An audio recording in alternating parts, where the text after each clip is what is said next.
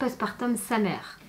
Hello à tous, bienvenue dans cette nouvelle vidéo. On se retrouve aujourd'hui sur une vidéo à réaction et explication. En fait, je réagis à la vidéo sur le postpartum de Luffy qui, au début de sa vidéo, ne sait pas trop si elle est légitime ou pas de parler de ça. Elle se pose plein de questions, elle vous donne quelques informations sur le postpartum et j'avais vraiment envie d'y réagir. Alors déjà, Luffy, oui, tu as raison, tu es légitime puisque tu es une femme et que potentiellement tu veux avoir des enfants. C'est quelque chose dont j'ai déjà parlé et dont je parle depuis un moment, surtout quand j'ai eu Eliora. Mais le postpartum, c'est quelque chose qui est physiquement et émotionnellement très difficile. Je l'ai vécu différemment pour les deux. Là, je suis encore en plein dedans pour Rachel puisqu'elle n'a que 4 mois. Je trouvais ça intéressant de vous faire mes réactions à chaud en fait et vous en parler à cœur ouvert. Alors le postpartum c'est quoi déjà? Le postpartum c'est ce qui se passe après la naissance du bébé. On parle du 4e trimestre. Quand vous faites votre sac de maternité, vous vous retrouvez à devoir vous acheter soit des couches, soit des très grosses protections et vous ne savez pas pourquoi. Moi clairement, quand j'ai eu Eliora, je ne savais pas que ça allait m'arriver. Une fois que vous avez accouché, il faut vous attendre à avoir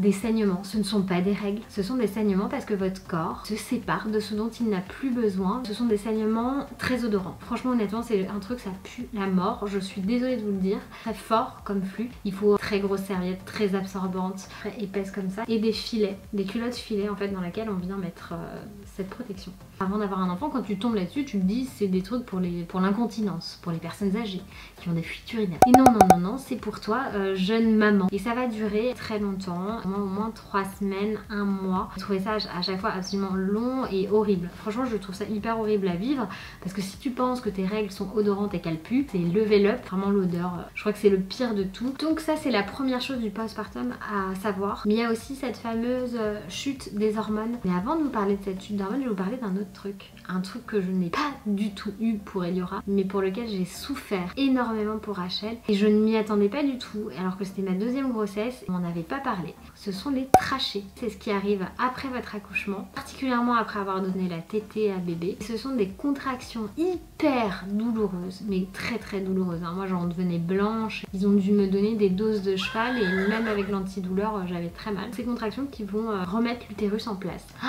Pour Eliora je n'ai rien eu, mais rien du tout. Pour Rachel par contre j'ai souffert le martyre. Plus t'as d'enfants, plus ça fait mal. Personne sait ce que c'est en fait.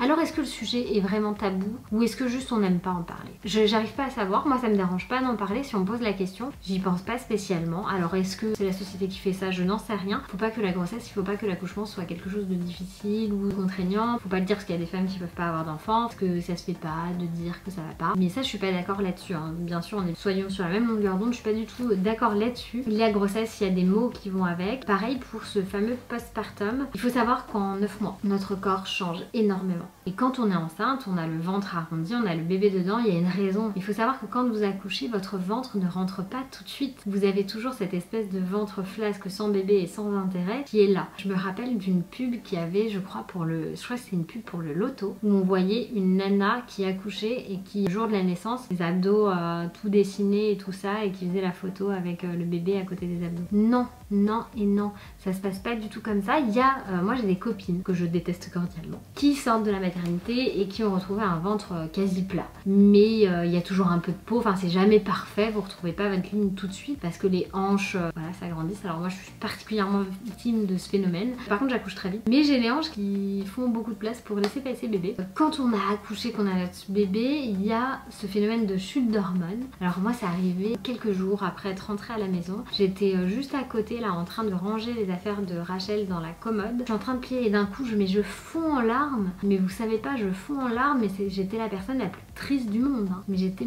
hyper triste, il n'y avait rien qu'à l'air. Loïs m'a attrapé comme ça, il m'a mis au lit en me disant maintenant repose-toi. Vas-y, tout va bien, repose-toi. Je vous assure qu'à ce moment-là, il n'y avait pas grand-chose qui allait dans ma tête. Et pourtant, j'étais très heureuse d'être jeune maman. Mais cette chute d'hormones qui est hyper brutale est terrible. C'est quelque chose d'assez terrible. Ça va pas du tout avec votre humeur, ça va pas du tout avec le bonheur que vous vivez d'avoir votre bébé enfin. Et ça, c'est pareil, on n'a jamais parlé avant quoi. On m'a pas dit attention, tu vas te déprimer après la naissance de ton enfant. Et ce sera pas à cause de ton enfant, ce sera pas cause de toi, ça n'allait pas du tout avec le bonheur que je ressentais de l'avoir. Mais j'étais effondrée. Et ça a duré quelques semaines qui ont été difficiles pour moi. Je m'y attendais pas. C'est toutes ces choses qui font partie du postpartum et il y en a d'autres encore. Aujourd'hui, j'ai ce physique que je n'accepte pas du tout, vu qu'il ne me convient pas. C'est quelque chose dont on ne parle pas. Je dois attendre 3 mois pour faire la rééducation du périnée et commencer le sport. Rachel a 4 mois, je vais pouvoir la commencer si un jour je trouve le temps et une praticienne pas trop loin de chez moi. Il faut vraiment la faire. Déconnez pas avec ça, mais je sais que je suis pas la seule à laisser traîner les choses. Dans ce postpartum, il y a quelque chose d'autre. Je perds mes cheveux par poignée. En plus, là, je les ai attachés, donc ça va vachement se voir, je pense, mais je fais des pelades des deux côtés. Voilà, j'ai plus de cheveux là, et par contre, j'en ai plein des petits là. Alors, j'ai toujours l'impression d'être hyper mal coiffée. C'est assez insupportable. Quand je suis tombée enceinte d'Elora, tout ça, je ne le savais pas.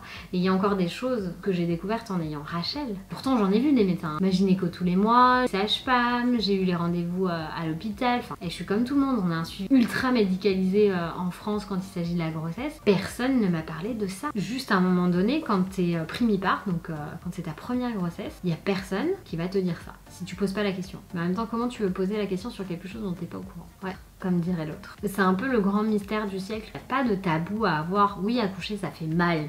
Oui, avoir un bébé c'est extraordinaire. Tu as une chance sur 2 d'avoir des vergetures, une chance sur 2 d'être mal dans ta peau. Tu peux rien y faire. Oui, t'auras une sale gueule après la naissance de ton enfant parce que tu vas être épuisé. Mais on l'accepte assez facilement, j'ai envie de vous dire. Et ce postpartum, il n'est pas toujours facile à vivre parce que justement, si toi, en tant que femme qui vient d'avoir un bébé, tu n'es pas au courant de ça, imagine ton mec, lui, il en sait rien du tout, il imagine même pas par où tu peux passer. Si même toi tu le sais pas, comment tu veux que lui il le sache? Ce mouvement, le hashtag mon postpartum, qui est sorti sur les réseaux et je trouve ça assez cool parce que ça permet d'en parler plus librement. Moi je vous dis, j'ai jamais eu de problème à parler de tout ça, clairement. Je vous ai parlé de ma dépression postpartum sur Instagram, je vous ai tout expliqué, donc vous retrouverez facilement le post en question. J'ai été aidée à ce moment-là par toute ma famille, par mes proches. C'était très important d'avoir ce soutien parce que c'était pas simple. Aujourd'hui je voulais vous parler de tout ça, vous dire que c'est normal, mais que vous n'hésitez pas à poser des questions. Moi, vous pouvez poser des questions, pas de soucis, si je peux y répondre, allez-y. Et puis surtout que vous soyez jeune maman, future maman, que vous ayez simplement envie d'avoir des enfants plus tard, ne vous prenez pas la tête, suivez votre instinct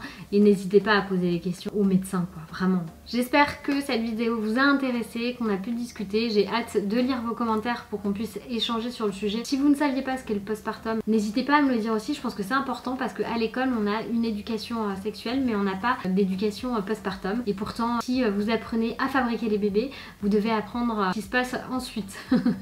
Allez, à très vite dans une prochaine vidéo. Bye bye.